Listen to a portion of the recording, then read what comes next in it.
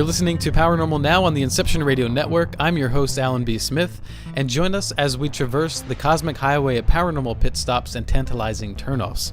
If you're a regular listener to the Inception Radio Network, we have an IRN smartphone app where you can listen live to the live stream from home, on the road, or from a greasy diner somewhere off a dusty road. The app also allows you to chat with other listeners, provides show lineups, and other information and tools.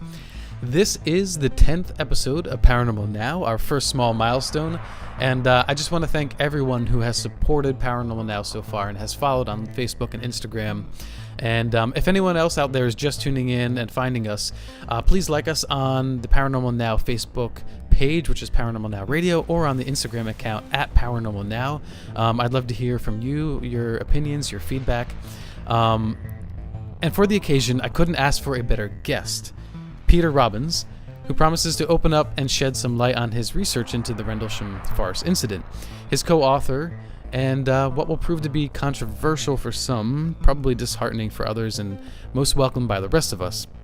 And a brief reminder, if you listen to IRN regularly, you can also listen to it on Live 365, Stitcher Radio, Nobex Radio, TuneIn, iTunes Radio, Streama, Shoutcast, Winamp, Win Media Player, QuickTime, and IRN Roku channel. And if you don't have access to your computer or smartphone, you can call us from your landline or cell phone to listen in for free at 401-283-6700. And stay tuned for my second hour guest, Ken Cherry, to discuss the Stephenville UFO incident. Peter Robbins, my first guest, is an author and researcher, an investigative writer specializing in the subject of UFOs. He has more than 35 years' experience as a writer, researcher, investigator, lecturer, and author, a regular fixture on radio shows in the US and in the UK. He has appeared as a guest on and been consulted in numerous TV programs and documentaries. Robbins has spoken on UFOs, Dr. Willem Reich, and related subjects at local, regional, national, and international conferences, as well as for schools, universities, libraries, and organizations. He is co-author, along with Larry Warren, of the British bestseller Left at East Gate, a first-hand account of Rendlesham Forest UFO incident, its cover-up and investigation. He is the author of Deliberate Deception, a case of disinformation in the UFO research community, and Halt in Woolbridge, an Air Force colonel's 30-year fight to silence an authentic UFO whistleblower. So, Peter, welcome to the show. I'm glad to have you on. Thank you, Alan. Good to be on. Yeah, it's my pleasure. So, before we dig into some of your not so new revelations for yourself, but for people listening, can we go back in time a little bit and find out how you got started in researching not only the Rendlesham, UFO incident, but ufology in general? Sure. I got started inadvertently because of a childhood sighting I had at the age of 14 with my sister Helen, growing up on Long Island, New York. However, the memory of what had happened that day was so intimidating to me, so overwhelming as an adolescent. I think I had a intuitive understanding of the ridicule factor attached to being, an adherent of this subject. And at 14, at my nerdiest, most hormone-driven, goofiest child self, I knew that what we had seen, and I should say right here, in the decades I've been doing this work, I've interviewed, I'm sure, some hundreds of people and gotten so many variations of accounts of experiencers, abductees, people who have had sightings like myself, every variation. The sighting that Helen and I had was about as unambiguous as one could have. It was a late spring, early summer, late morning. The sky was absolutely cloudless, and what we saw was nothing less than 5 silvery white disc-shaped objects, metallic in appearance of surface. They were close enough to deduce that. Not like shiny, like stainless steel, more like maybe brushed aluminum or something. And they were in a very precise V, as in victory, type formation. and came in at a very high rate of speed over the neighbor's house across the street and then just stopped. And I repressed this memory again, in fact, for more than 14 years. It came up for a number of reasons. I'm sure that the most significant one was that my mind was finally ready to deal with this memory. But there were contributing factors that I could cite, but I don't think they're really necessary. But it was overwhelming for me. And as we looked at them, my initial reaction was a reaction I've gotten from many people over the years that I simply call the checklist reaction, where you're minding your own business, living your life, you look up and you see a thing or things in the sky that you are completely unfamiliar with, do not recognize. They may be standing still, or it may be moving in ways that violate every law of flight that we think we know about. It may be no bigger than a star. It may be huge. And I looked and looked and looked, and my rational mind just clicked away. Not planes, kites, birds, helicopters, balloons, dirigibles, strange-shaped clouds, flotsam and jetsam flying through the sky, a reflection from the ground, and hallucination. There they were. And again, they were close enough, Alan, that we could discern regular detailing around the edge of each of the discs that was slightly lighter, that, again, many years later when we first spoke about it, that we both agreed could only be seen the way that you'd see windows on a commercial airplane at a distance. And we looked and looked and looked, and at a certain point I just hit the wall. And I experienced an extraordinary level of loneliness. Some people feel connection. I felt, my God, if, here they are. I know that flying saucers are real in the black and white movies on Saturday morning with all the hokey monsters and things, but this is new. This is something I was brought up to not believe in, and here they are. What else about the adult world is skewed? So that is the long answer to your short question. 14 plus years later, when that memory returned, it was a very shocking, upsetting afternoon for me, and for anyone of your listeners who may confront this dilemma or who has in the past. Let me assure you that there is nothing about an experience like this that you can really, you can control it. But for me, when I remembered it, I felt fortunate in one sense that I had a fellow witness, or so I thought. And I phoned my sister. I was very careful not to blurt out my memory. I asked her if this was a good time to talk, and told her quite simply that I had just remembered something from our childhood. And I felt it had happened with her, and I needed to know if she remembered it and if she remembered the same thing. And so I was reticent to tell her just what it was, and instead began to set the scene. The weather was this, the time of day was this, we were standing in this proximity on the front lawn to each other. And she stopped me mid-sentence, Alan, and just said, "Stop, I know what you're talking about." And out of that, we compared notes. In fact, she did remember what I remembered, but she remembered considerably more, as it was the beginning of what we would now call an archetypical abduction experience for her, but certainly the very first time I had heard about it. And people use the phrase, "my life changed overnight." Well, mine changed in about 90 seconds, and for good and forever. My career track, which I had been very dedicated to, derailed somewhat. And although I continued to paint and sell my works and teach painting, the heart had really gone out of it. I had developed a very powerful obsession with something that I felt was more important, and I resented the hell out of it. I did not train years at art school and in the New York art scene to become a ufologist, and I still have some tangential resentment to it. I may well return to painting in the next few years, but the bottom line is that is how I got into the subject. Why did it usurp your painting career? What was so important about it to you? Well, you have to understand, I was one of those kids who was fortunate enough not just to be born with a artistic gift. I from the age of about 5 or so, I was very advanced in my drawing and painting. And by 8, I was studying oil painting privately. I excelled in my regular public school art classes. I studied art at university for 2 years. I transferred to what I felt was the finest art school in America, the School of Visual Arts in New York. I studied with people whose work I was seeing in the museums. I got to know some of the most famous artists of our time. And it wasn't for me just about being a painter. It was about being a successful artist in New York City, the most ferocious competition in the world and arguably the center of the so-called art world. You had to be tough and you had to be talented.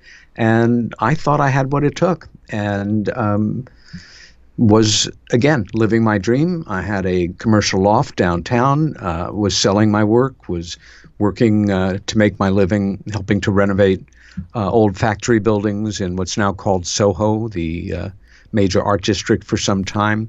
I taught painting at night. And then this thing came along. And for me, the New York art world is a very demanding mistress, and you must be 100% dedicated. It's like being an athlete in a way, allegorically. You are 100% on the case. You are dedicated to your work, and that cadre of professionals that you long to join. And it changed. It changed. I mean it when I say that the heart went out of it. I was playing at it. I had to know what happened to my sister. I started buying the books. I read. I started to clip newspaper articles. I began to build a circle of colleagues very slowly at first, because I initially felt that Helen and I had had a genuine sighting and that she had had an experience. I will never doubt that my sister was telling the truth.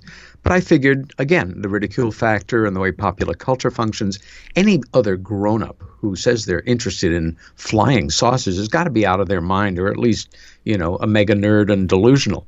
Of course, that is not the way it is. And I'm surprised that you're using your sister's name. I guess she is open and okay with this? Well, we lost Helen in January of 2000. She passed away.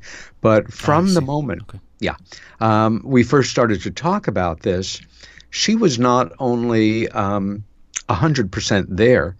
For her, her experience was very different. She said, number one, I never forgot it, not a single day.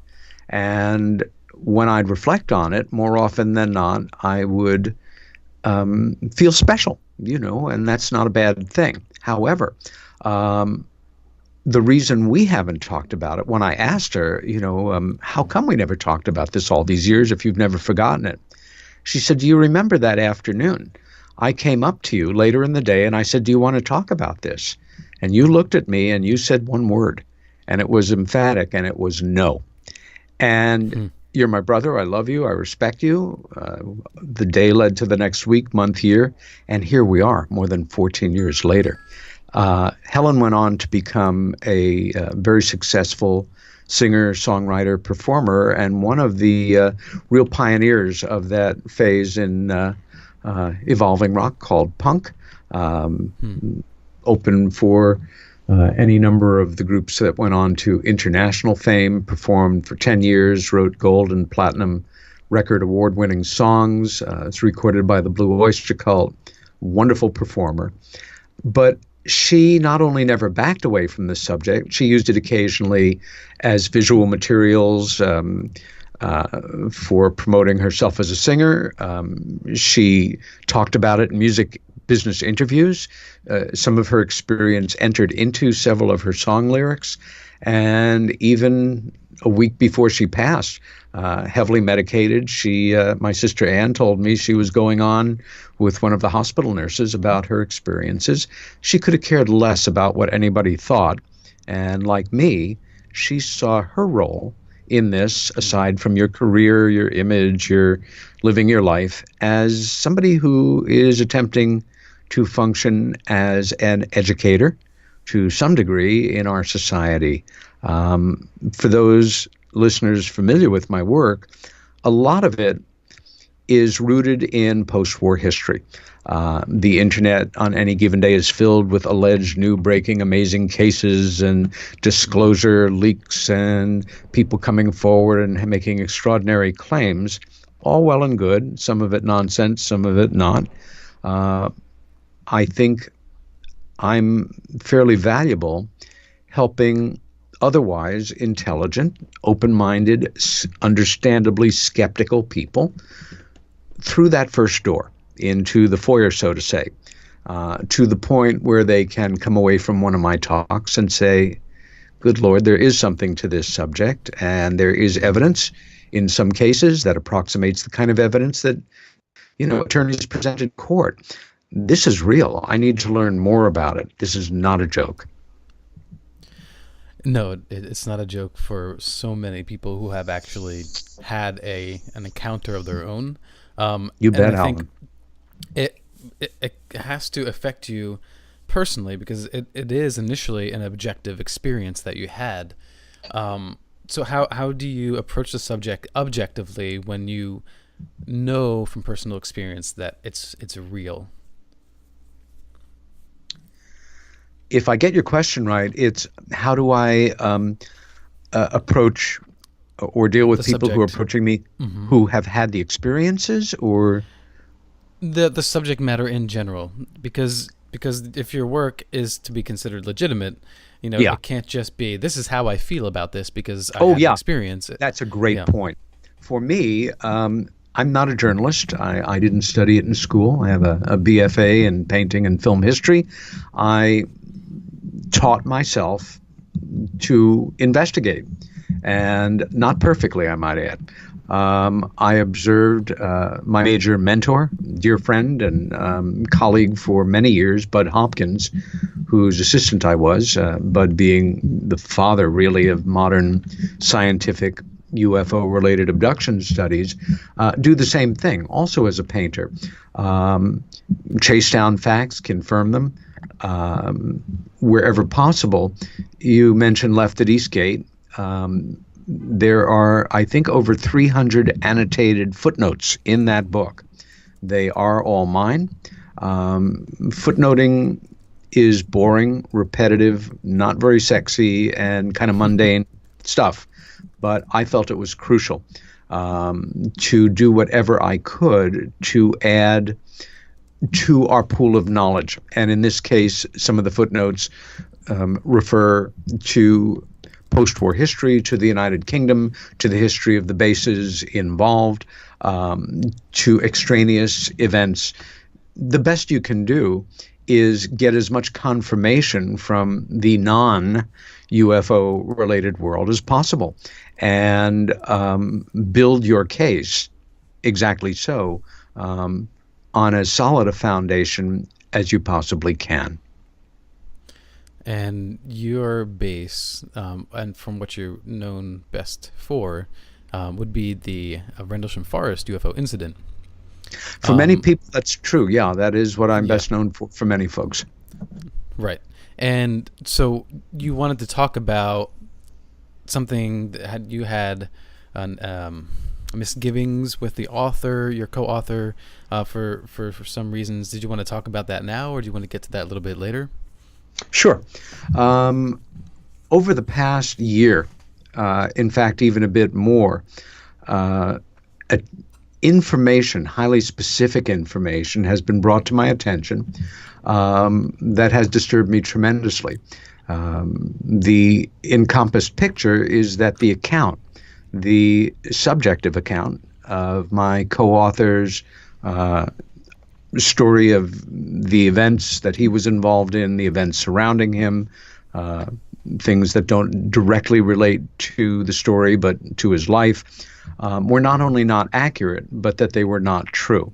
Having worked with him for decades, for having spent several intense years at the beginning, and we're talking about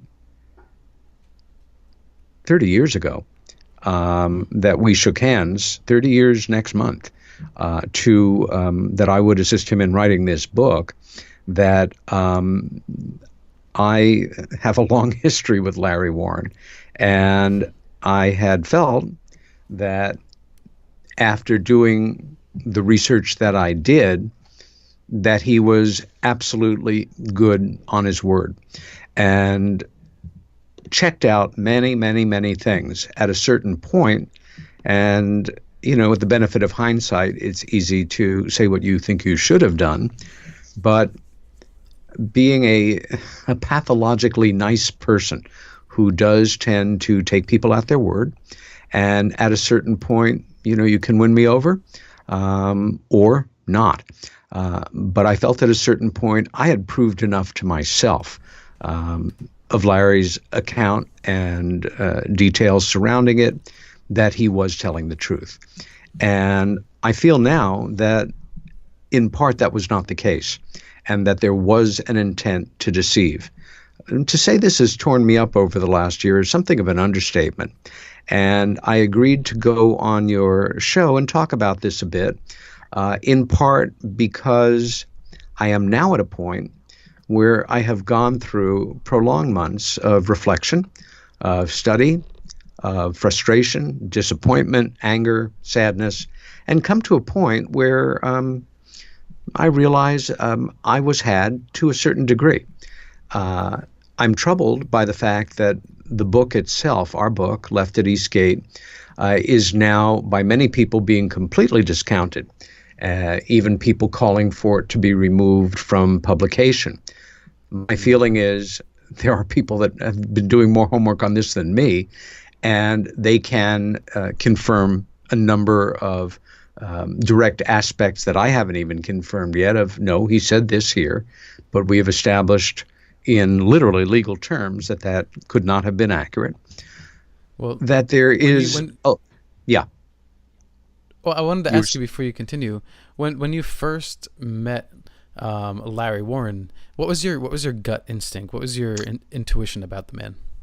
Well, let's go. The timeline here is the events that we define as the Rendlesham Forest UFO incident, which is actually a series of, in some cases, unrelated, disconnected incidents taking part over 3 consecutive nights in late December 1980 in Suffolk, England. That the story was repressed, that Larry decided to come forward in 1982, and he seeked out a known researcher at that time, a pair of them actually, gave him their story, he gave them his story. They came up with some problems in it, some which I felt I resolved, others which I felt were not significant, that may be certainly more significant than I felt at the time. And the following year, the story broke in 1983 with a series of feature articles in the then largest tabloid in the world, the News of the World, which several years ago Rupert Murdoch and his cronies destroyed completely. And from that point on, Larry, at first under a pseudonym and then within a year under his own name, became a public person in the work. In 1984, there was a well-known series of UFO incursions over Westchester and Yonkers, New York, some miles north of Manhattan. Large triangular craft were the ones that were most noted. And it got to the point where there was a town meeting, and the auditorium of the local high school was used. Speakers who had observed it filmed it. This was, after all, the beginning of the video revolution, with a lot of people with cameras catching these things. Regular folks getting up on stage one after another, talking about the events, etc. There came a break. I stepped outside, and I noticed there was kind of a knot of people standing around somebody, walked up to the edge, and saw that there was a young man in the middle, seemingly answering questions of people that were asking earnestly and straightforwardly. And it was obvious to me within a few questions that this was that guy. This was that airman who had was the whistleblower in 1982. The story broke in 83. And I was quite fascinated. It all lasted a matter of minutes. Then we got a call that the program was beginning again, and everybody drifted back into the auditorium. I waited until everybody was gone. It's funny, we didn't see each other again after this for probably more than 3 years, but we both remembered it the same way. I simply walked up to him, shook his hand, and said, "Good luck." And he said, "Thanks, man." And while I was listening to him talk, I remember doing what we all do on occasion of trying to, get a little extra insight, see into somebody's character, read between the lines. And I came away feeling either this guy was very courageous and maybe a bit naive, because did he know what he was bringing on himself by being a spokesperson for this, having the notoriety that comes with it, positive and negative, the attacks that were certain to follow, and that impressed me. Or that he was very, very good at not telling the truth. I think that's a factor too in some cases. But it was actually 3+ years later that we did connect, and that was in late June of 1987, when he was a speaker at, and I was on a panel discussion at MUFON's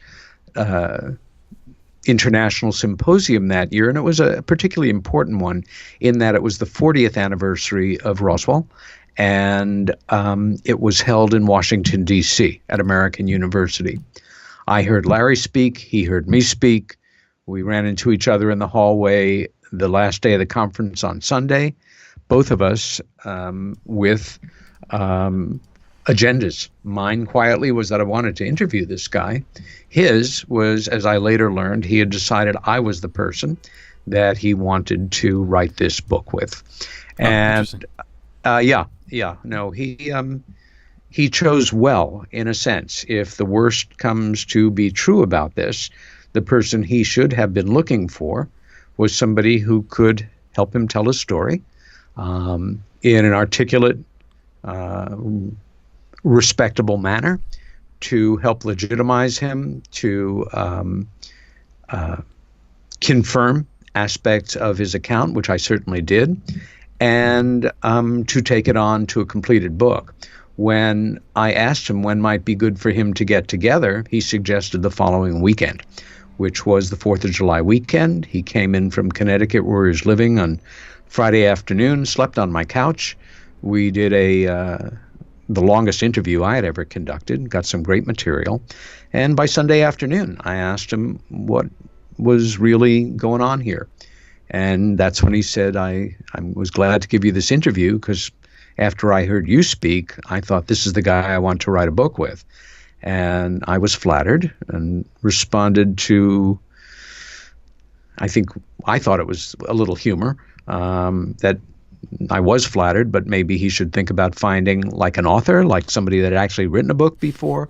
And he said no. He cited in part the fact that he got my humanity, my deep commitment to the work, my connection coming out of Helen's experience, and that if we did it, I was free to pursue my part of the book in any way that I wanted, if I could.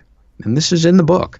Now it all seems rather haunting, but if I were able to disprove his account, I should publish that. And obviously that would make for a somewhat schizophrenic book, but that was it. That he would turn over what documentation he had to me, and he did have some of his Air Force records, copies of everything that he had collected that had been published on the incident so far, which by that point was one book and a series of articles and some papers and things. And okay, Peter, let's hold it right there. We're going to take a quick break. We'll be right back. You're listening to Paranormal Now. My guest is Peter Robbins, and you do not want to miss the revelation coming in just a moment. Hang in there. You didn't forget what's coming up tonight, did you? Hi, Inception Radio Network listeners. This is Amanda. Never miss that interview you were looking forward to or the show on your favorite topic. Follow IRN on Twitter, I_R_N, and get reminders about the evening's live shows as well as fun and important updates throughout the week. That's I_R_N, and never miss a great show again. And welcome back to Paranormal Now. You're listening on the Inception Radio Network. And taking us out of the break was Bend Down Low by Bob Marley, because we have something to share you definitely don't want to miss. My guest is Peter Robbins, author of a first-hand account of the Rendlesham Forest UFO incident and so much more. And he is sharing a revelation to many of us who are fans of ufology and followed this field for years. Peter Robbins is speaking to us about his experience with his co-author Larry Warren and some things that he has learned about Larry, which has led him to question some of the truth behind Larry's story. So Peter, if you can sort of pick up from where we left off. So, you met him, you decided that yes, you were going to write a book. You wanted to be objective about it. And the book did eventually get some traction.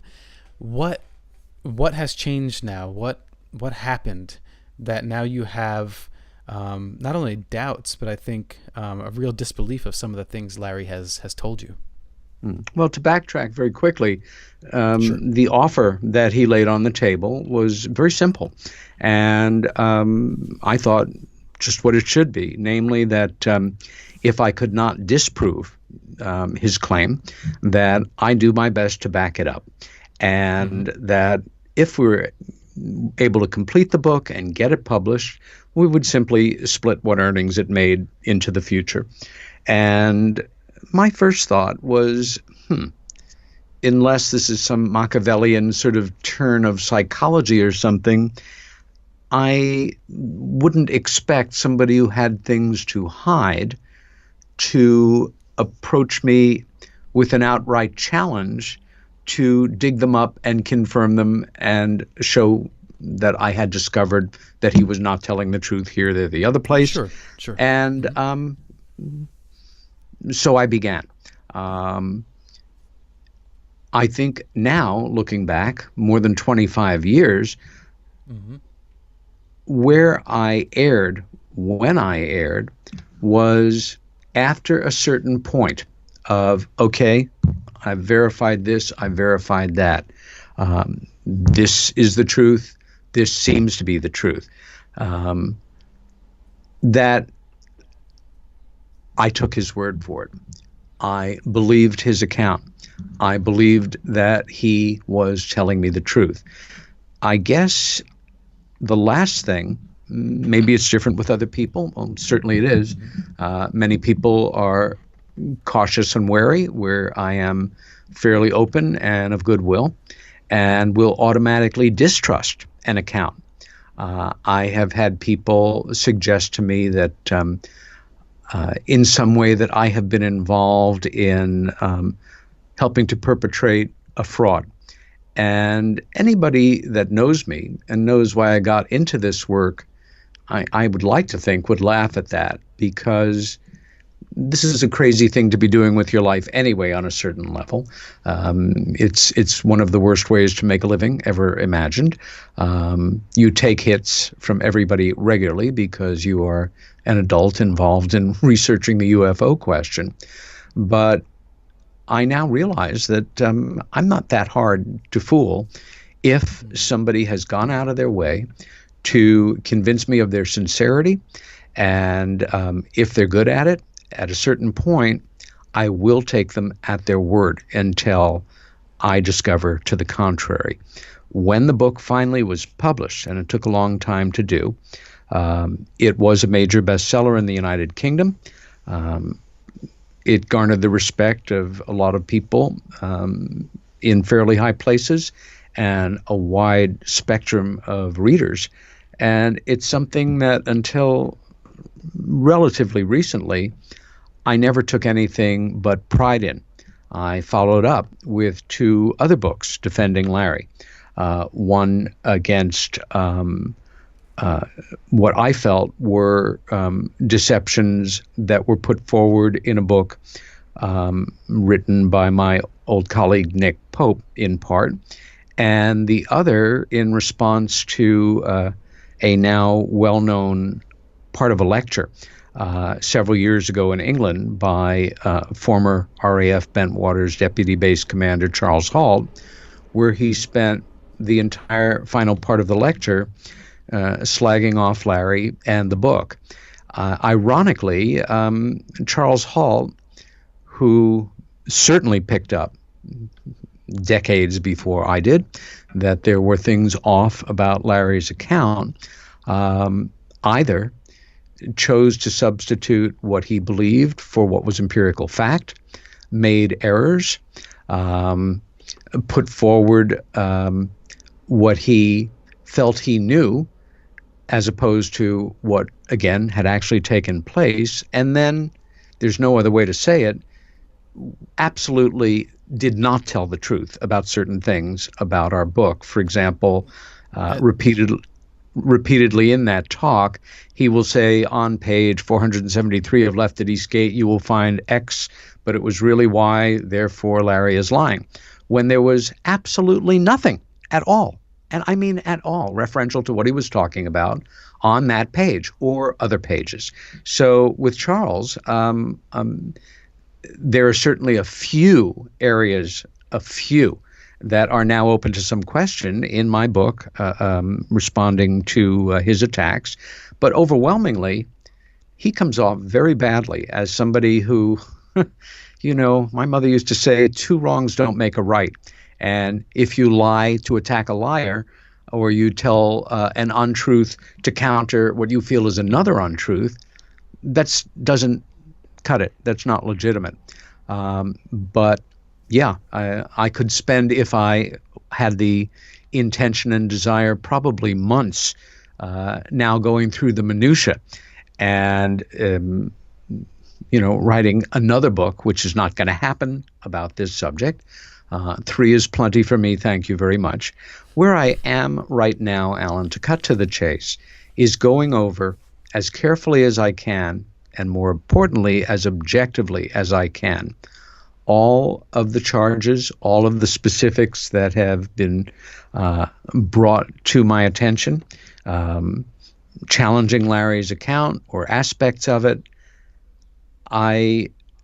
For me, the truth is the only thing that matters here. And in a funny way, and I say this as truly and with as much heart as I can, I could care less about the impact this has on what I'll laughingly call my reputation in ufology. I know I'm an ethical person, and I know I'm good at what I do, and I also know I was remiss here a number of times over, call it lack of experience, believing at points the mantra of the great X-Files poster, I want to believe. Over this past year, I have let go of certain things, like a guy holding onto a cliff, that I really didn't want to let go of, because I didn't want to think the worse about my co-author, or that he had intentionally, in any way, in any manner, on anything, done anything to mislead me, or in some ways worse, our readers. And I'm realizing now that that is the case. And I am working on... When you say mislead, yeah. When you say mislead, what is that? Were there fabrications? It's a combination of things, Alan. One example, and it was found by... There are a number of people that are now have been working very hard to find holes in Left at Eastgate and in Larry's account. And you know what? I don't blame them.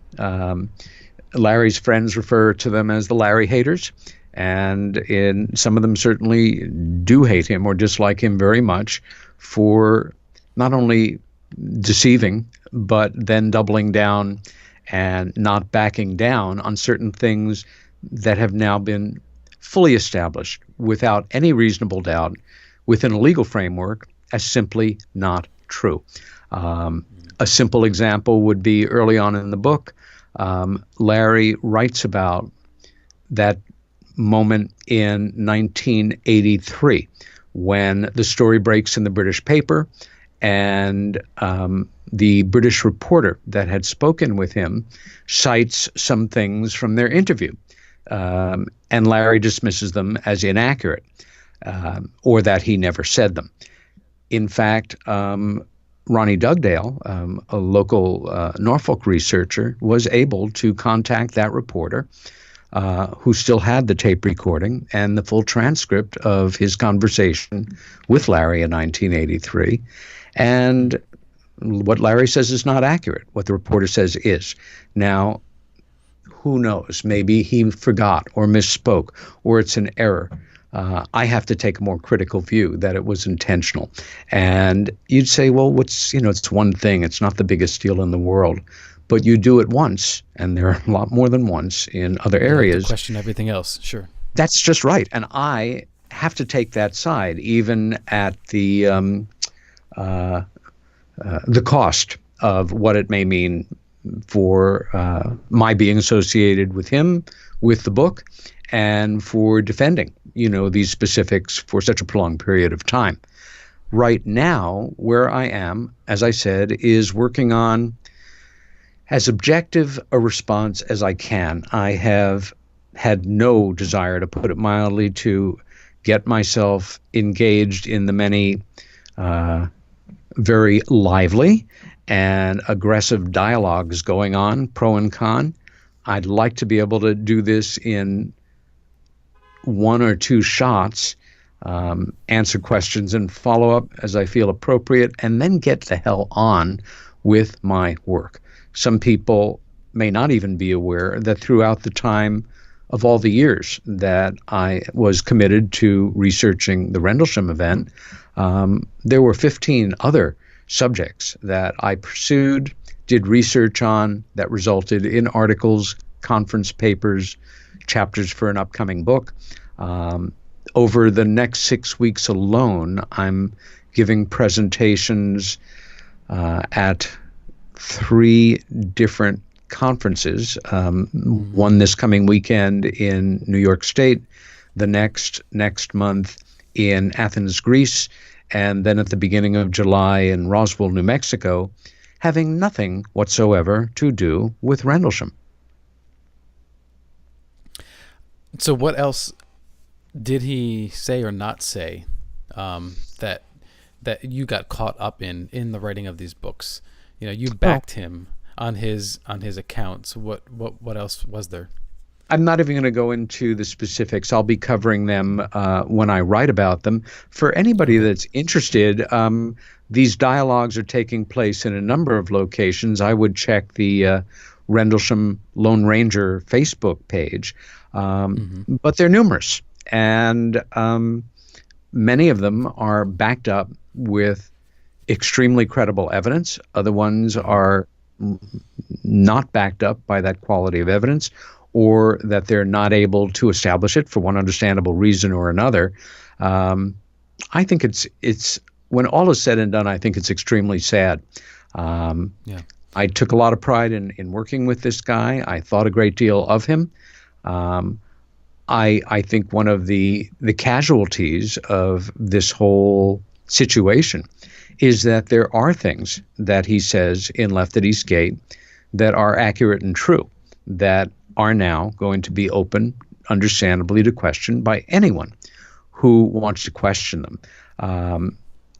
As to whether or not he was involved on the third night, for me, the evidence, the physical evidence that he brought to popular attention by exactly locating the precise spot where he claims the craft sat on the third night in a farmer's field called Capel Green, has revealed, and when I say revealed, I mean it has revealed scientifically through the careful laboratory analysis and reanalysis of a scientist who I know and respect, who I am still in contact with.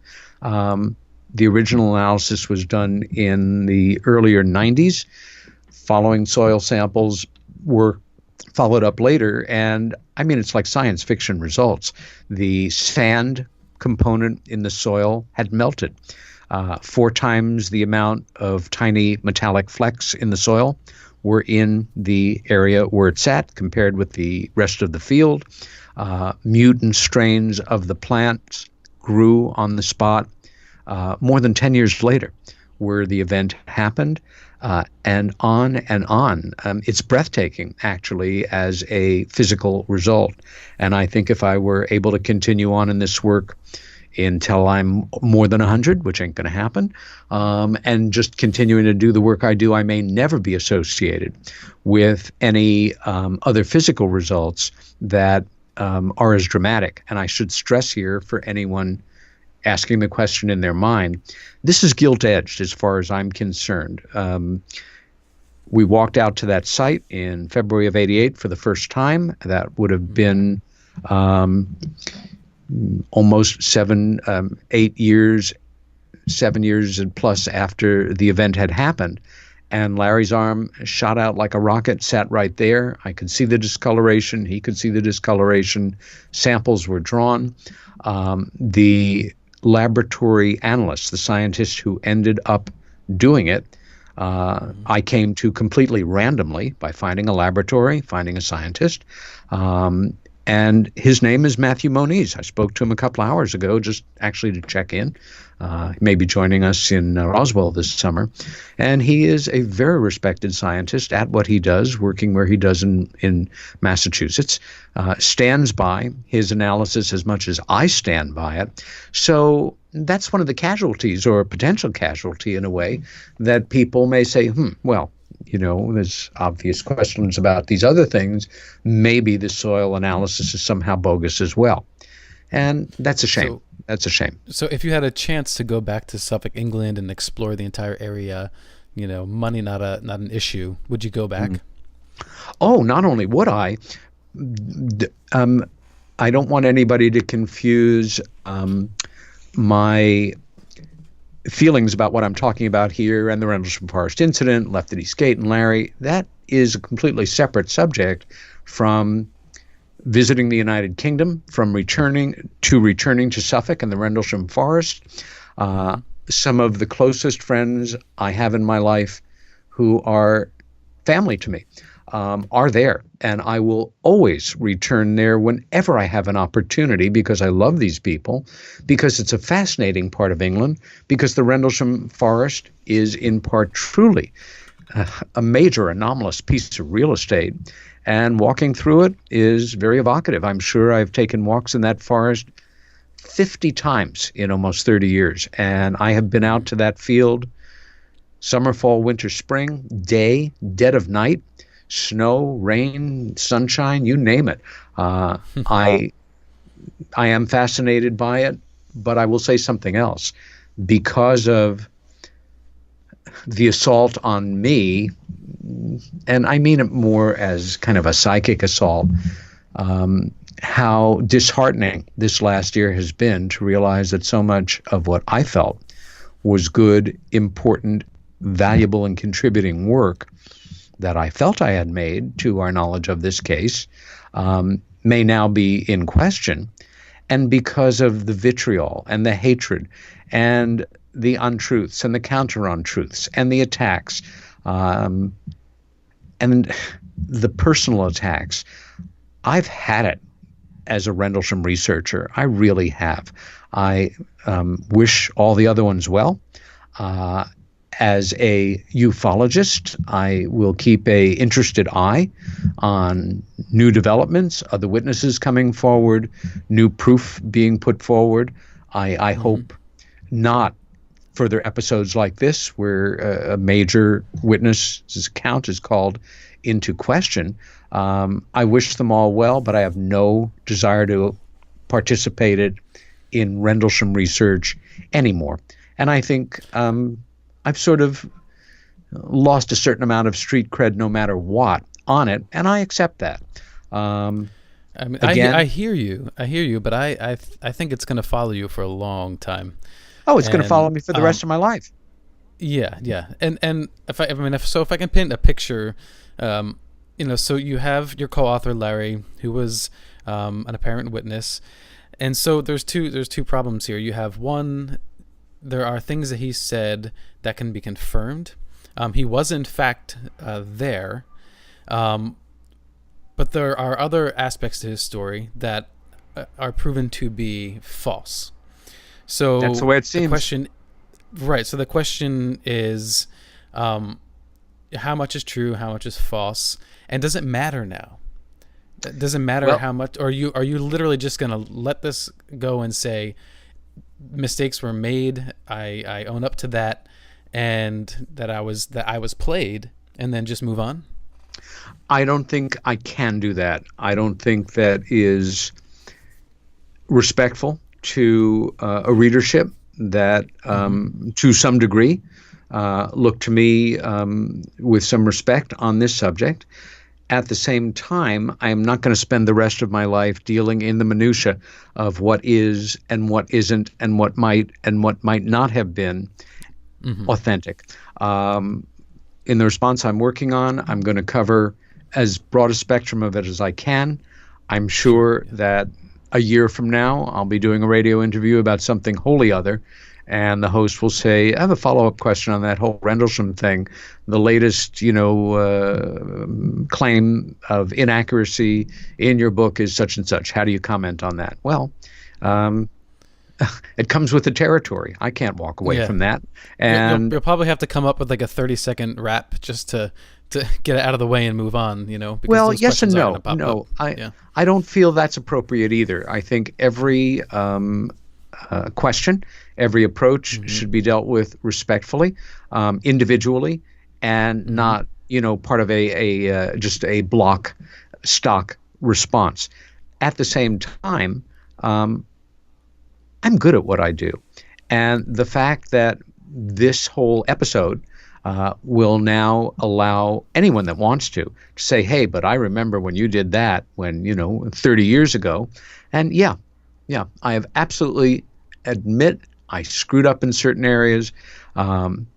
However, it was not in any way to do with duplicitousness, being dishonest, being deceptive. It's because I realize now more than ever that my niceness does not always serve me, that I need to be more cautious, although I will probably never undertake another investigation quite like this in the coming years. And I will certainly be more circumspect about set accounts and motivations. And there's stuff going on here that I can only make educated guesses about why. My co-author. If I could ask you, if I can ask you about this, I don't know if you want to talk about this on the air right now, but with concern to Larry's personal life and his personal businesses, there have been questions about his ethics. Can you speak to that, or do you not want to do that right now? I agree now that there are questions, and very serious ones, relative to some of his business practices and the possibility of not being honest in that work either, namely rock and roll memorabilia and dealing in autographs of well-known popular figures. As it is still an open question, that's really all I can say about it. But yeah, these are open questions for sure. But it certainly casts a shadow of doubt. Oh yeah. Yep, it does. Yeah. So if you had the opportunity to write another book, not Left at Eastgate based, or Rendlesham related, what would it be? What would you like to focus your research on? Oh, well, I am in process of writing that book right now, and it will be a collection of essays, observations, commentaries, research projects, papers that I've written over a period of time, but all brought up to date and published as an anthology. I expect it'll be out before the end of the year, and then on to the next book. Very cool. Then I'd love to have you back on for that. That'd be fantastic. Absolutely. Great. Okay, so I've met you in person. I saw a recent presentation that you did. Right, last month in New York. Yeah, and I was so grateful to be there. And I have to say that, one, I agree. Yes, you are articulate, and you are a very nice person. You are a seemingly very honest, straightforward person. You are well researched, and you present yourself professionally. So I do hope that, despite the critique against you, that people just try to understand who you are and learn to respect the work that you've done, so that they don't, just blanket, make blanket statements about you without knowing that you are indeed an ethical person, and that you did not, willingly, participate in any sort of deception. I can say that from my own perspective. That's what I feel. Yeah. I thank you for that, Alan, and I'm so glad that you were able to join us last month, in part because it gave us a chance to meet and connect before going on the air together, but also because the talk that you attended was really kind of an experiment, a fun one for me. It was more an old-fashioned salon kind of setup with 25-odd people in a very nice New York apartment. And as you know, my challenge in that talk, which was a completely new talk that I had never given even a variation on anywhere, was to, and you and other people there have helped me refine it, to create what I'll call a modular lecture, one that can be tailored to the length of time that is requested, introducing the sweep and the implications of the subject of UFOs, truly anomalous ones, and other intelligences, ways we might want to approach the subject, think about them, sort out the nonsense from what may be truth, and have that talk be educational and interesting for absolute newcomers, as well as not be boring or uninformed to people who are knowledgeable in the work.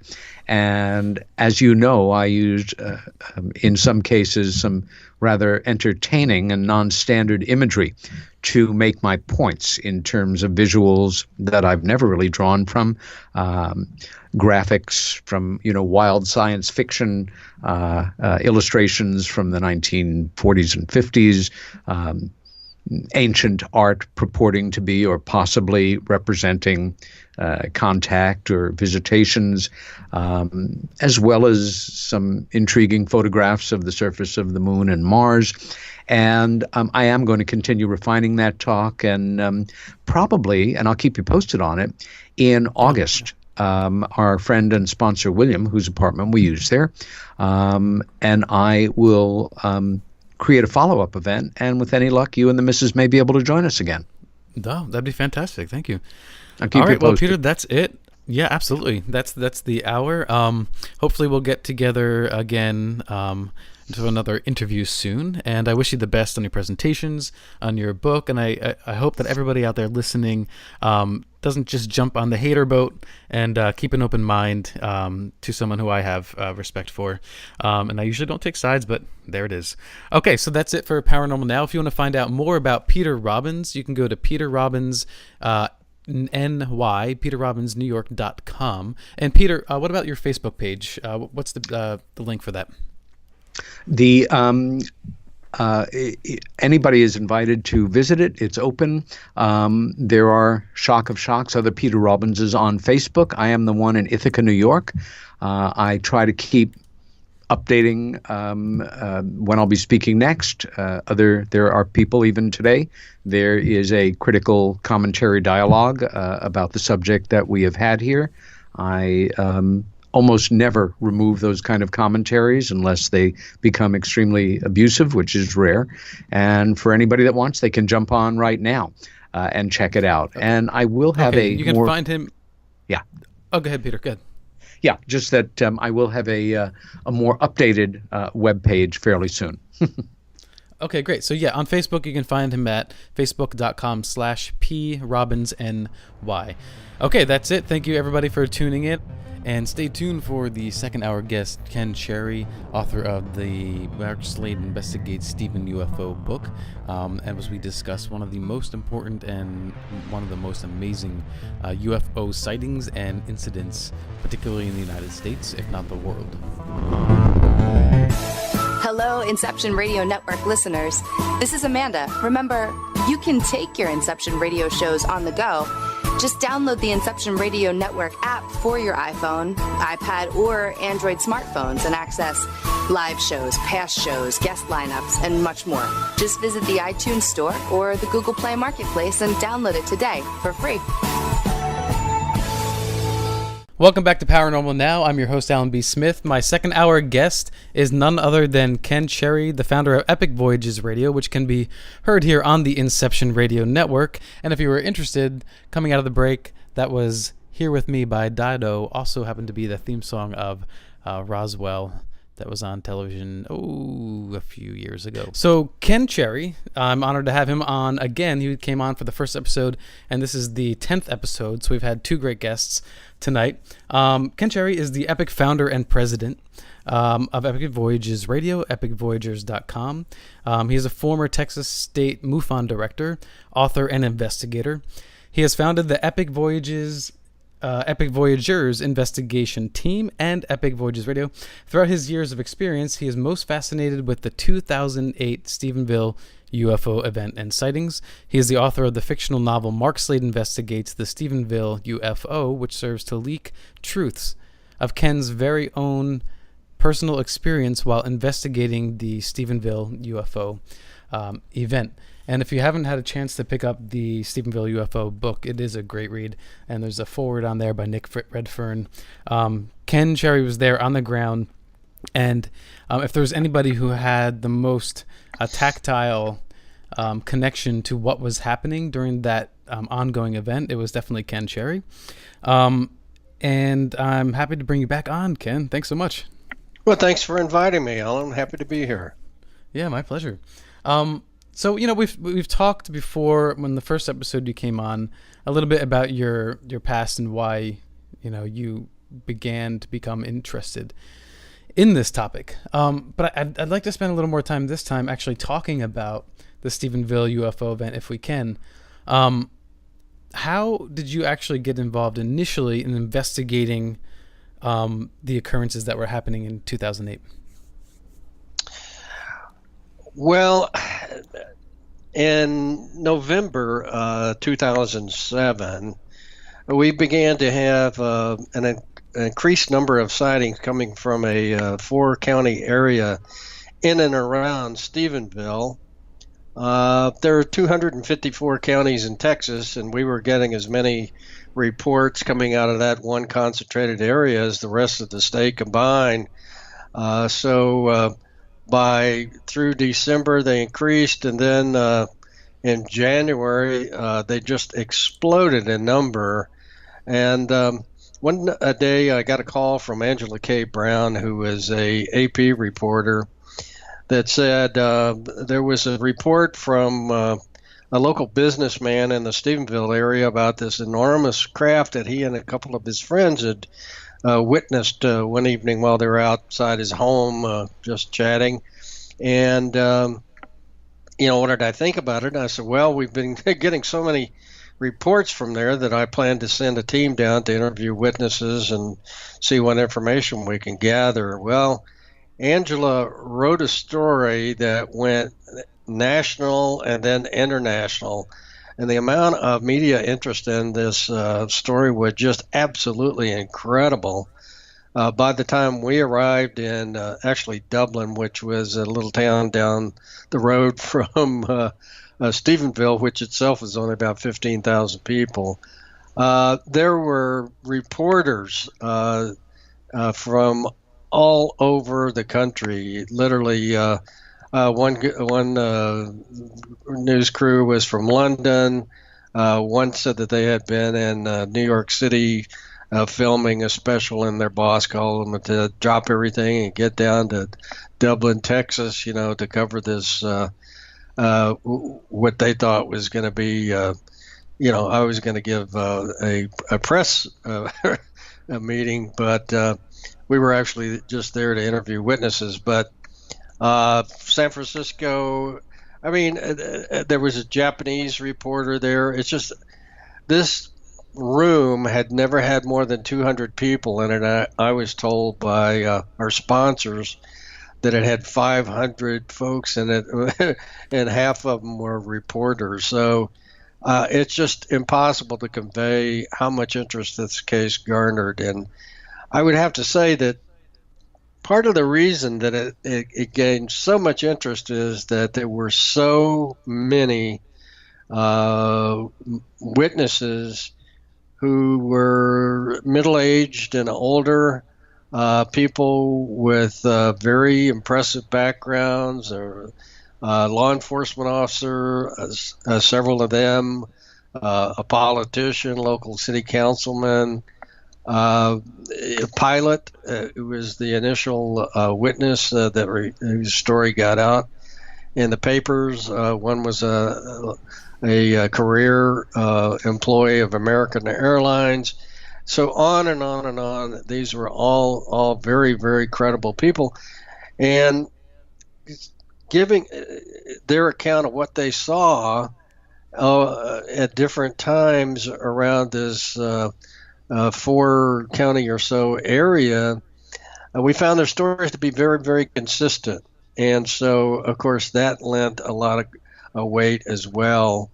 And I must say, I think that one of the fascinations of the press was the fact that the Bush Ranch, Crawford, Texas, was very near where this enormous UFO had approached, not to mention the country's largest military base nearby. So there were just lots of factors, I think, that really grabbed the media's attention. And as you know, oftentimes when they find a story that they like and they want to promote, it stays out there. And this one did for months and months and months.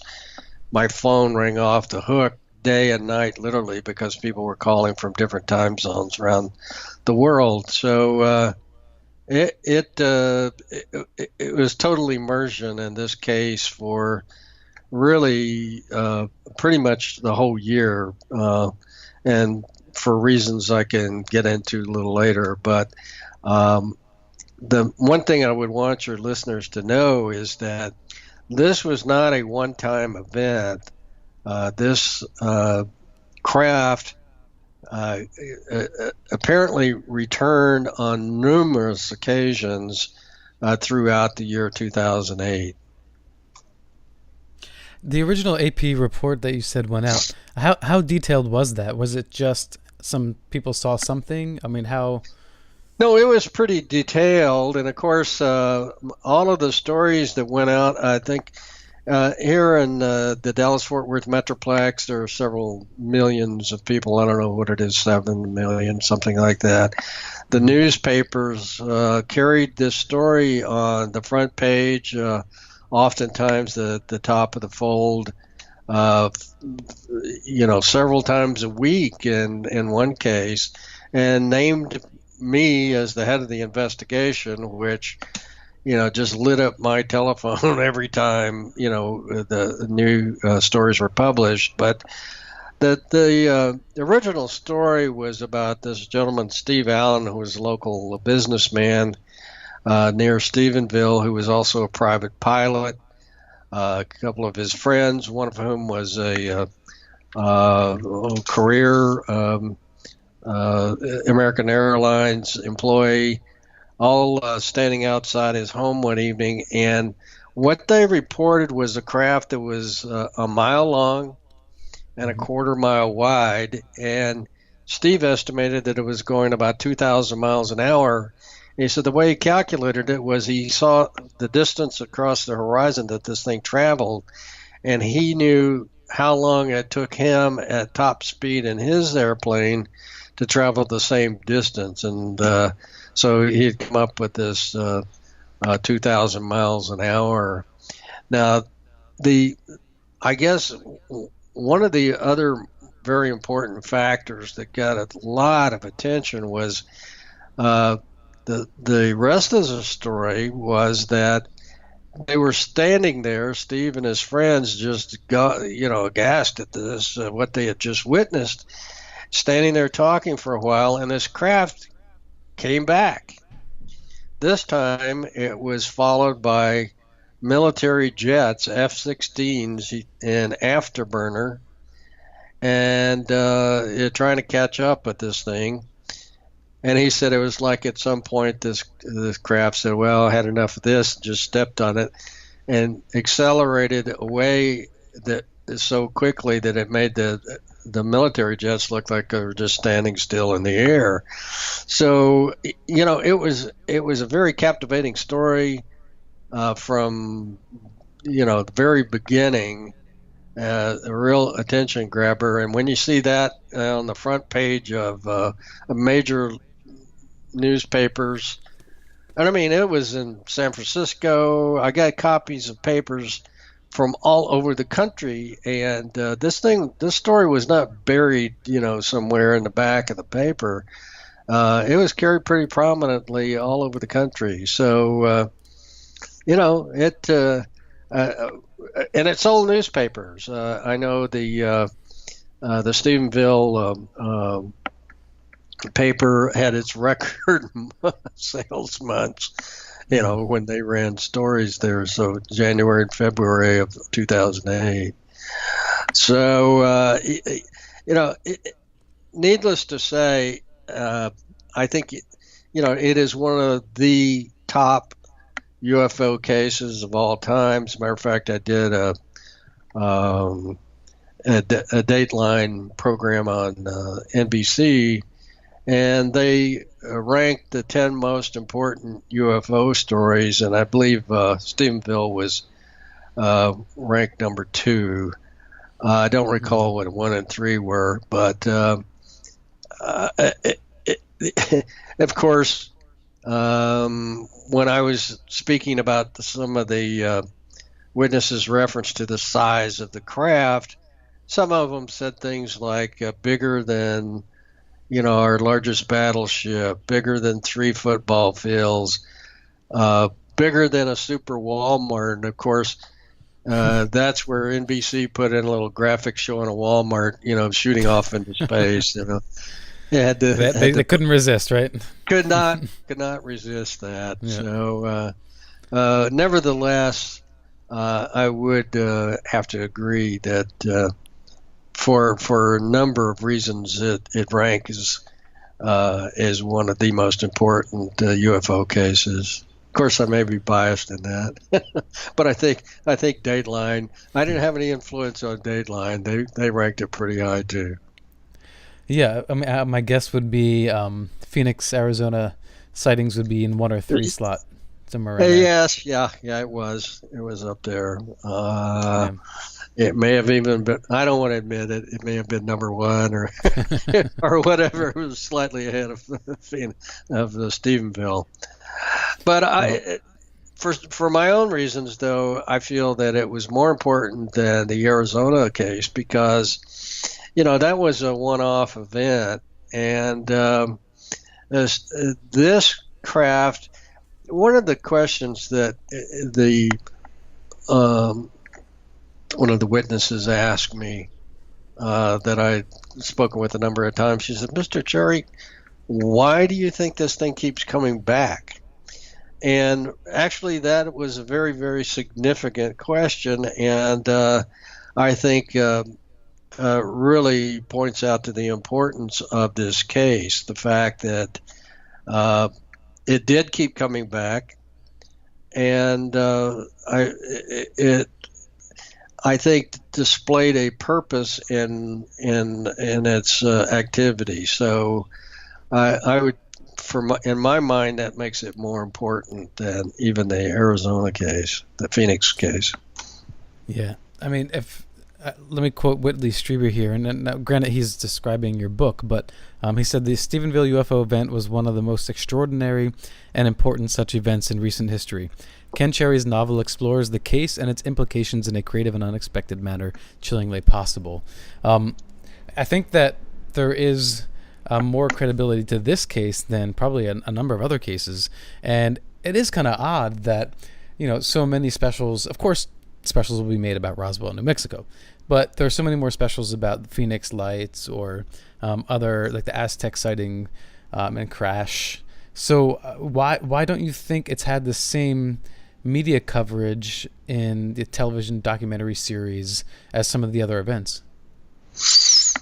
Well, in the Phoenix case, it's had some very media savvy people pushing the story that really got the thing made into a movie, and so they've carried on a pretty savvy campaign to keep that case in front of Hollywood and so forth. I was kind of chagrined to see that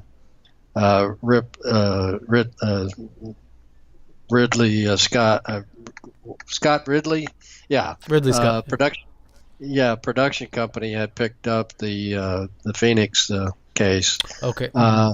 It's too bad he didn't see my book first. I think it was more significant, but I don't know. I mean, to be honest with you, at one point I was my phone was just ringing constantly, and those were back in the early days of caller ID for me. But at any rate, it rang one night, and I'd been on the phone so much I almost didn't pick it up. But I looked at it, and it said Paramount, and I went, what is that? Is it some insurance company or something like that? And I answered it anyway, and this lady said that she was an assistant to a big Hollywood producer who had made No Country for Old Men and Failure to Launch and so forth. And so that he would like to, she wanted to know who my agent was. And I said, my agent? I don't have an agent. She said, well, Scott Rudin cannot speak to you without an agent. So I was very lucky to procure an agent with a big Hollywood agency, and anyway, we made the arrangements. And I spoke with Scott several times over a year's time, and he wanted to make a movie about it. It was going to be a big budget movie and so forth. And at one point, I kind of asked him kiddingly one time. I said, "Can I play me?" And he no. Or you could do it. You could have done a flashback, story. Yeah. So it starts off with you telling your story, and then you kind of flashback. Right. That could work. Right. That could work. 'Cause I know you were mentioning they really wanted that, character to be like 30s or 40s or something like that, and right, kind of something along the lines of what's the character's name in Da Vinci Code, I guess. But it's funny when I saw them cast Tom Hanks actually for the Da Vinci Code, I thought he was an odd casting for that, and just slightly older than what I thought the character was, and it still worked, So you never know, Ken. You may still have a shot. Well, as it turns out, Scott's contract ran out with Sony, who I guess who owned Paramount or something, and they got into a contract dispute, and he lost. So when he walked away from the studio, there went my chances of, by then the story was cold, and these. He was talking about a big budget, like Men in Black type of a budget for the show, and those are hard to I got some inkling into how this stuff is done. It's amazing, but producers are kind of like field marshals. They're trying to put together an army, and you got to recruit people to sign on. Either as directors and actors, and all this kind of. It's amazing. So at any rate. Yeah, so my my star rose and fell without anybody seeing it at that point. So, but I still think that something should be covered about it. What The Third Kind, that film was supposedly based on a true story, or made to look like it was based on a true story, and I think that anything, even if it's at a if it's not as hot like you said as it was at the time, I think anything that is based on a true story just makes whatever story you're telling more compelling. And if you were to riff off of the book that you have and base it off of that and your own experience, I think you've got a really good story here. And that's what's kind of crazy about this, is because in a sense there is this shadowy experience that you had talking to people and gaining this insight of behind the scenes activity parallel to the UFO sightings as you were investigating this over the course of a year. So did you talk to anybody that said something to you that really got under your skin and sort of gave you goosebumps and thought, oh my God, this is deeper than I thought? Yeah, part of the result, or I would say the most important result of my constant exposure in the media. I mean, I was on 4 and 5 and 6 radio programs per day for a while. I had 3 news trucks, from the TV stations lined up in my driveway at one point, each waiting to do their interview. I was a feature article in Texas Monthly Magazine, which is a very, very high dollar, highly respected magazine. As a matter of fact, what I found was that Scott Rudin and a number of other producers out there have interns who are assigned to go through certain publications looking for story ideas, and that's how they happen upon, me and the Stephenville thing was in response to an article that was written about me. And then, but it's hard to emphasize just exactly how much exposure this got for so very long. Mm-hmm. And so I got calls from people who would say, Mr. Cherry, I want you to know that, one particular story stands out sharply in my mind as an old couple around 80 who'd been married since their early 20s and lived out in the rural area outside of Stephenville, said, we've been seeing these things for years. And they described coming home from town one evening to the, this gravel driveway to their home. There was this glowing UFO over their drive, the entrance of their drive. And they just stopped and looked at it. They said it was as intense as a acetylene torch, but no heat, no sound, no nothing.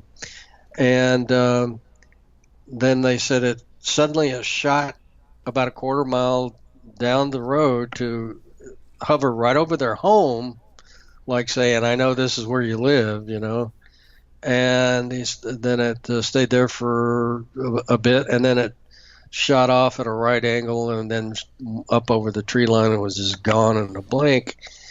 And that was consistent with some of the, that type of UFO was consistent with the reports that we were getting. There were 2 main types of sightings. One, this large mothership that was dubbed by the media, and the other were these Ken, let's hold it. Let's hold it orbs. right there at the end of the first half of this, and we'll be right back after this quick break. We'll find out more about the 2008 Stephenville UFO incident and Ken Cherry's personal experience. Hello, Inception Radio Network listeners. This is Amanda. Remember, you can take your Inception radio shows on the go. Just download the Inception Radio Network app for your iPhone, iPad, or Android smartphones and access live shows, past shows, guest lineups, and much more. Just visit the iTunes Store or the Google Play Marketplace and download it today for free. And welcome back to Paranormal Now. Taking us out of the break was Sleepwalk by the Brian Setzer Orchestra for all of my 90s people out there. My guest is Ken Cherry, author of the Stephenville UFO Mark Slade Investigates. He is also the founder of Epic Voyagers, Extraordinary Phenomena Investigations Council, and Epic Voyages Radio on the Inception Radio Network, and it also airs on the Dark Matter digital network as well. So Ken was just talking to us about people's descriptions of the Stephenville UFO sightings by eyewitnesses. So Ken, do you want to pick it up where you left off?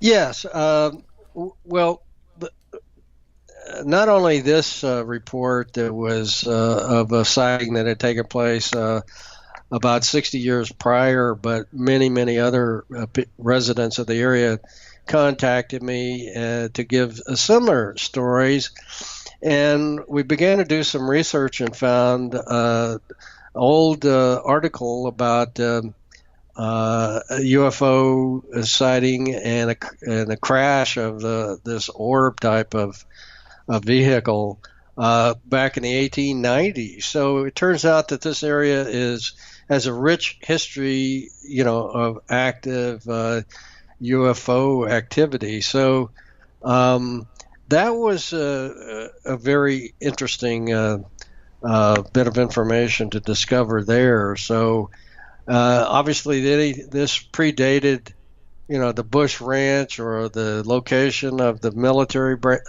bases around there or anything like that, and it seemed to show that there was not that great a correlation between among those things. But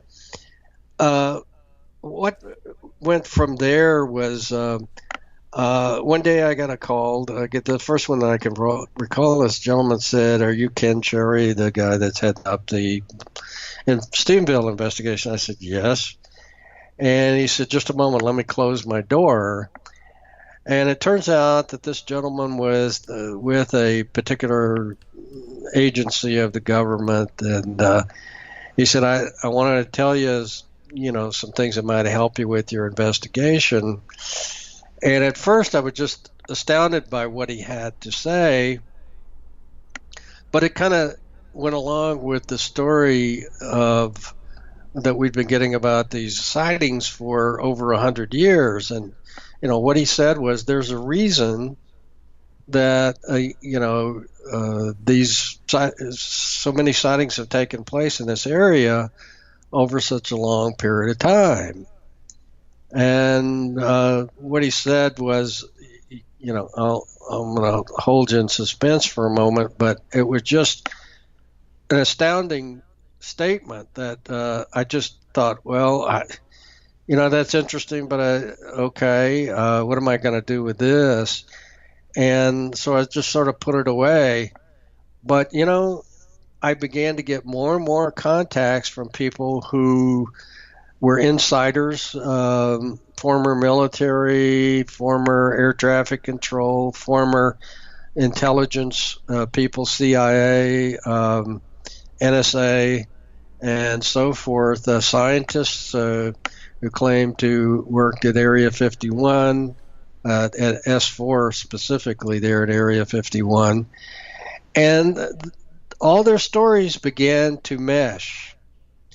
And what they told me basically, and more than a few of them said, my life and my family's life would be in danger if this ever got back to me. But I want you to know because the public should know. And of course, that's one of the reasons I had to write my book as a novel, because I cannot obviously name some of the names, but more than several of the characters of my book are based on real life folks. And so, at any rate, these three scientists who had all worked at Area 51 and S4 claimed to have worked back engineering technology obtained from alien crafts, some that were crashed and some that were donated to us.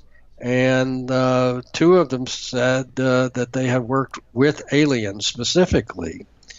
All three of them no longer work there, but one of the scientists, and of course, all I had to do was just go on Google and look up their names, and they were highly reputable scientists, PhDs. But one of them supplied me with a transcript of a polygraph. Gave me the name of the person who conducted the test, the polygraph machine, so forth and so on. But at any rate, it's 3 pages long, and it's absolutely just mind-boggling. But of course, among some of the things that he says is he names some people who were killed, and it made to look like an accident. Because they were considered to be a security risk, and that his own life had been threatened a number of times. But in it, he's asked if he had worked with aliens, did he work with anti-gravity technology? Yes.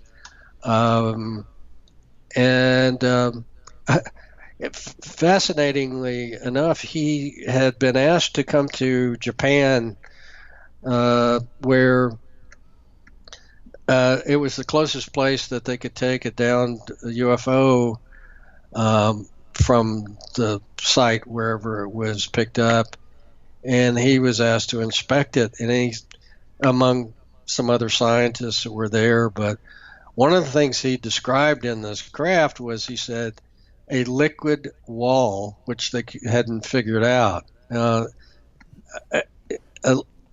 That's something I have never even thought of before, but a liquid wall. So just imagine a waterfall that just stands there, Right. But so it's something inside of the craft, like it's a inside barrier of the inside. craft. Yeah. Okay. Yeah. Something inside of the. So this is some technology, obviously, that we don't have and don't understand. But as I understand it, water, glass, and this sort of thing does store information, frequencies, and so forth. So maybe it's some type of alien computer. Who knows? But I have no clue. But anyway, he went on to describe some of their anti-gravity work and so forth. But two of these scientists were here in Texas working at another facility.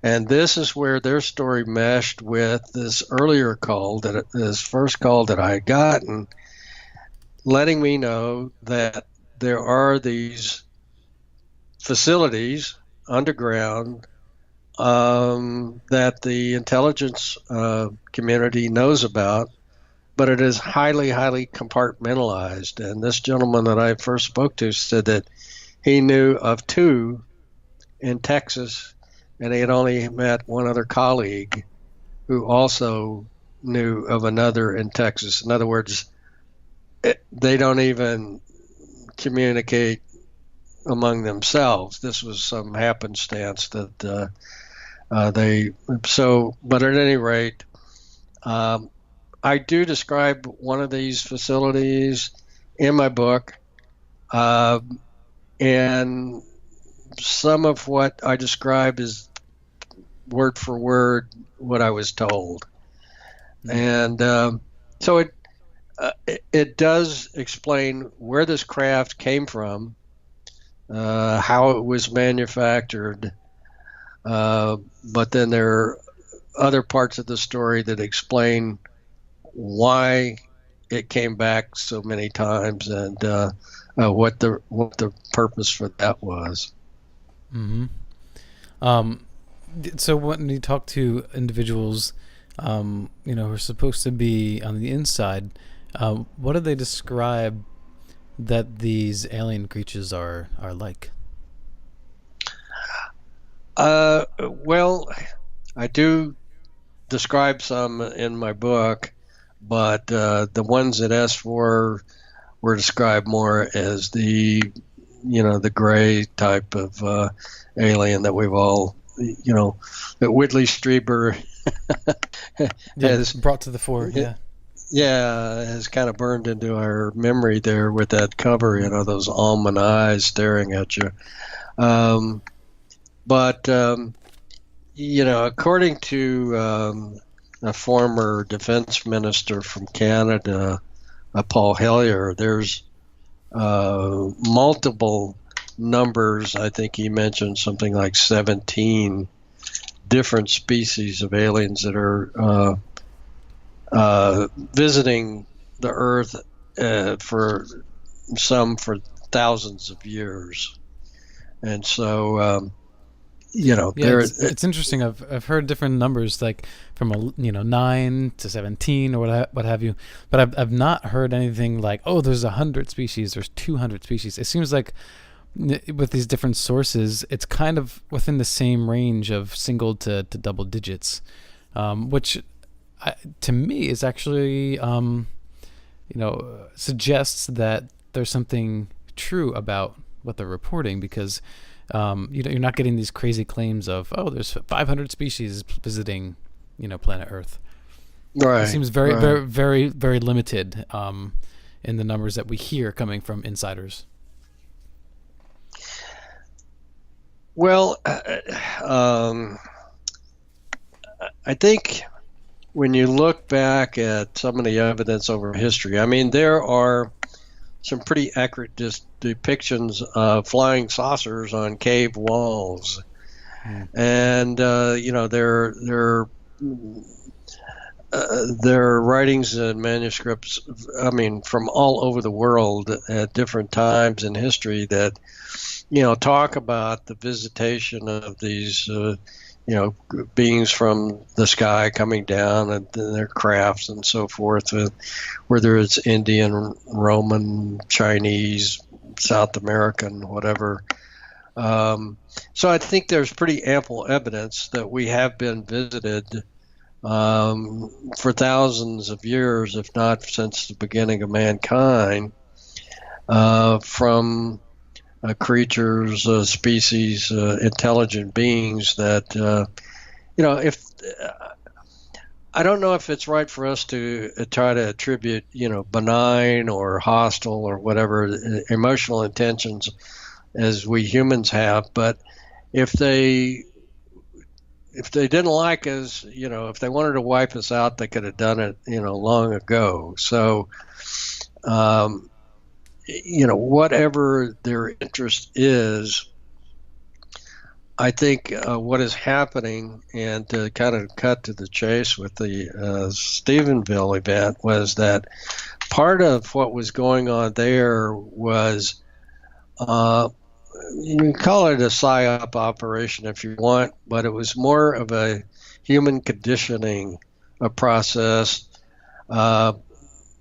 to determine how people would react to their exposure to this highly advanced technology, whether it's ours that's developed with help from the others, or whether it is actually non-human species and technology in our skies.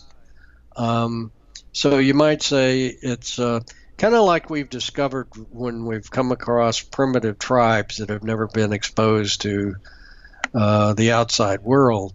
We've learned over the ages that you just don't go barging in, hand them a six-pack of beer or something. The anthropologists now, they take their time to introduce them to civilization. And there's a conditioning process for humankind going on here. But our old friend Jim Mars, that you and I both know, called me in late January 2008, said, I have a friend, he said, I have a contact that's been a good source for me throughout the years. As you know, Jim's one of the premier conspiracy writers of all time and has lots and lots of contacts. I said, yeah, I'd love to speak to him. But anyway, the gentleman said there's going to be a meeting in early February to discuss a secret meeting at the UN to discuss the Stephenville events because it's got everybody all upset. And so I said, well, great. If you got any secret, I don't know how I'll find out about it. But later on, there was something in late February that had leaked out, and apparently the people in this compartmentalized, need to know group from the 7 major powers were in attendance, and the bottom line was that our representative said, that you need to, continue to prepare your people for disclosure. Your population needs to know because the others are becoming impatient with our pace. And the others, and referring to the non-humans who visit our planet, and quite frankly, some who have lived here as long as we have, if not longer. When you say lived here, do you mean evolved here or just settled here? Oh, that I don't know, but if they've lived here as long as mankind, then I think it's kind of like asking one of the tribe of natives, Native North Americans, did they settle here or did they evolve here? I mean, it's so far back in, and it's history cultural. That, it doesn't matter at this point. But one of my NSA contacts, who was actually a scientist who worked on contract for NSA, developed a new system for our nuclear submarines, and so to test it, he was allowed to go out in the sub. He had all the appropriate clearances to observe how this thing functioned. And he said they were up in the North Atlantic and going through all of these little islands and so forth. It was, they were making pretty good speed. And he said suddenly the radar man yells out, "Fast Walker." And he was standing near the radar shack and looks over, and he said this underwater submerged object, USO, shot past them at incredible speed. And this admiral who was there for the test, he looked at him, and the admiral just sort of shrugged and said, "We see them all the time." So the point is, there's almost no space on Earth that man hasn't investigated or at this point, and it leaves little room for them to hide. And I think they don't really view that they should have to. I mean, it's as much they lay as much claim to the planet as we do. They're getting irritated at this point. Yeah, of having to hide their presence. Yeah. All right. I wanted to ask you about the size of the ships that were seen by eyewitnesses. Why was the Stephenville UFO, do you think, substantially different than other sightings? Why were people seeing these gigantic ships? Well, I think the configuration of this is unlike what has been reported around the world in many of these mass sightings, whereas in the Phoenix case and the Belgium case and many others, they've been reported as these V-shaped or triangular type craft, whereas this was just, as the initial witnesses said, a mile long and a quarter mile wide, which obviously does not conform to a triangular type shape. No one mentioned that it was triangular or V in shape. So this was clearly something different than has been reported in many, many other cases, which tells, I think that's another strong point for the credibility of the witnesses, in that they weren't just saying something that they had been sort of brainwashed, or heard over and over again. They were not just repeating something that they thought would fit, the situation. They were trying to accurately describe what they saw. And so I think that's one very distinguishing difference. The other was that there were numerous sightings of these orbs that weren't always or were rarely viewed with this large ship, but whether they were scouts or whatever. But people described them as very intensely bright, pulsating, no heat, no sound. Even the large craft was reportedly did not make a sound. A number of people said that they were out walking their dogs, or that their dogs alerted in their homes, and then they went out and saw this thing, or they were walking. One lady said she had this Rottweiler that was afraid of nothing, and then suddenly it just became this whimpering mess, and she looked up and there's this absolutely huge craft. And she was a woman, gray-haired, head nurse in an emergency room, had been a military brat, lived all over the world, seen all kind of aircraft, and she said this was unlike anything we have. So we were just very, impressed with the witnesses we had.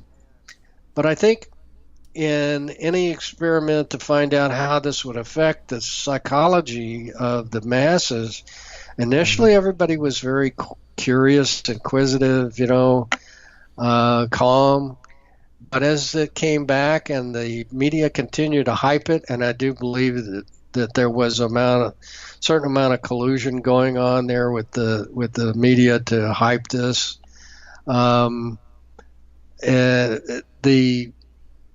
The number of reports would spike as more stories would come out, and previously credible witnesses started seeing UFOs everywhere. And I think partly it was because people started being more what's going on in the sky maybe than usual, and saw things that were natural and normal events, but they really never noticed them before, so suddenly they became UFOs. But I had Dr. Bruce Maccabee was one of the top optical physicists in the country to analyze some photographs and a camera that supposedly had taken some pictures of this thing. He and I and Dr. Bill Burns, who was one of the, was the lead guy on the UFO Hunters, and I were sitting talking about the change that had come over the townspeople, and it kind of hit us all at once. But Bruce Maccabee, Dr. Maccabee, was the first one to mention it. He said mass hysteria. And Bill and I just kind of nodded our heads and said, absolutely, that's what's going on.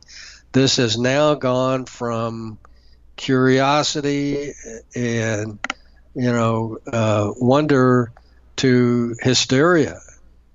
And of course, when I mentioned that in a newspaper article that was published in Stephenville, oh my gosh, you talk about the backlash, mainly from this one reporter there that was hyping the story and helping create this environment. But well, I mean, there was clearly there. Yeah, there was severe worry for sure, and I guess it's enough for you to see that what if this were a daytime sighting, you would go from severe worry to something else more intense. And if it was something that was easily captured on camera and more people saw it, then yeah, I mean, look, I don't think there's any way to deny that some people are going to panic. It's inevitable. It's in people's nature, for some people. And I think for a lot of people like you and I, we'd be more like, "Oh, this is fascinating," you know. Well, and then other people would just be going, twiddling their thumbs and worried, going, "Oh, what's going to come next?" Yeah, over 20 some odd years, I've talked to lots and lots of witnesses, and for the most part, people are pretty open-minded. This idea that they're a bunch of closed-minded hicks, and just it is completely a wrong image.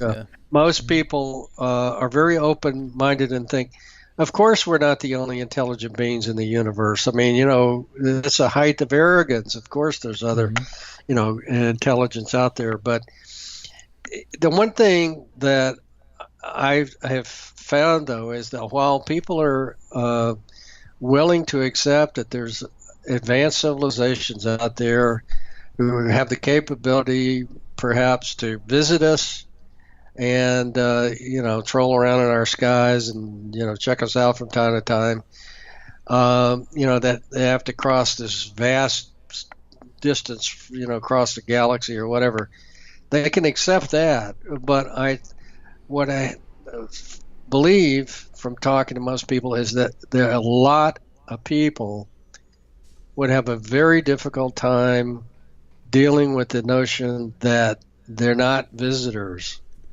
They live here in great numbers and have lived alongside us, throughout our history. Yeah, and I think the majority would worry, but how many would actually panic and do something outrageous? Well, it flies in the face of a lot of belief systems. First of all, to know that we're not the top of the evolutionary, totem pole, that there are more advanced beings that we have no control over. And so, I mean, it would take away confidence in our military, our leaders, at least this is one of the arguments, and I've heard the arguments from the people who want to disclose, which I would put you and I in that camp, and I'm sure many, many others. But on the other hand, the people who are against disclosure, I think, have a very powerful argument that disclosure could cause worldwide collapse of some societies and panic among some populations. So, all right. So, Ken, we have 30 seconds left. I hate to cut you off. Yes or no question, if you can answer right now. Do you think President Trump would disclose? No. No. Okay. No, it would upset the economic order in the world, and I think once he being a businessman, I think he understands that it ain't perfect, but it's the best one we got. All right, beautiful, Ken. We'll leave it at that. Thanks so much for coming on. This was Ken Sherry, author of the Mark Slade Investigates the Stephenville UFO. You can find out more about him at epicvoyagers.com. And I wanted to thank MJ Lucas, Bob Tarmac, and Joe Champion from the Inception Radio Network for helping to make this program possible. And you can always find me on Facebook. That is Paranormal Now Radio on Facebook, or on Instagram at Paranormal Now. And until next time, let the mystery take you. Be well, everyone.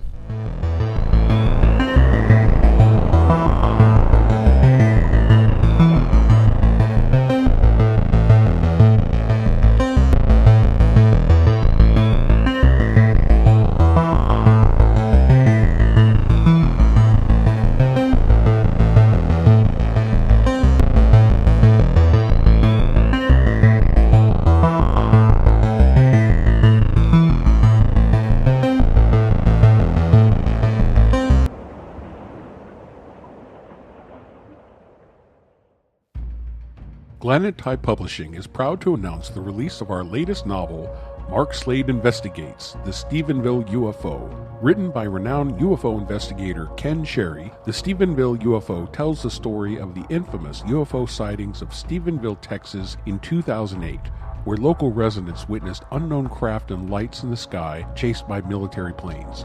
These sightings would set off a series of events that would quickly become one of the most controversial and well-documented UFO cases in U.S. history. Mark Slade Investigates the Stephenville UFO is a fascinating and frightening tale of sinister plots and shadow government agencies vying for control of the nation.